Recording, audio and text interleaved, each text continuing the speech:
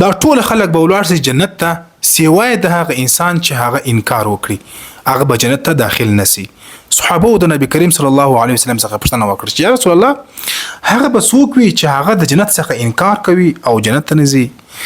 ګوره موږ او تاسو کې هم داسې خلک شته چې هغه د جنت څخه انکاري دي، جنت تلل نه غواړي. هغه څنګه؟ رسول الله صلی الله علیه وسلم مو فرمایل هغه څوک چې هغه زما حکم ومني، یعنی زما پر لار باندې ولاړ شي، زما پر سنت باندې عمل وکړي، زما اتباع وکړي، هغه به جنت ته ولاړ شي.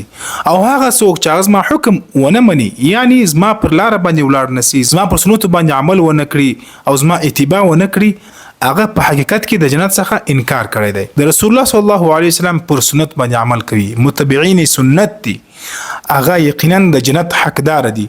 هغه کس هیڅ کله د جنت حقدار نشي جوړېدلی، جنت ته نسی داخلېدلی چې هغه خو رسول الله مني لیکن د رسول الله پر لار باندې نه ځي، د رسول الله حکمونه نه عملي کوي، د رسول الله صلی الله علیه وسلم د سنت سره مینه محبت نه لري. او رسول الله صلی الله علیه وسلم فرمایلی دي الله دې شاد کې هغه کس چې څوک زما خبر واوري، زما حدیث واوري او بیا مخ ته ورسوي.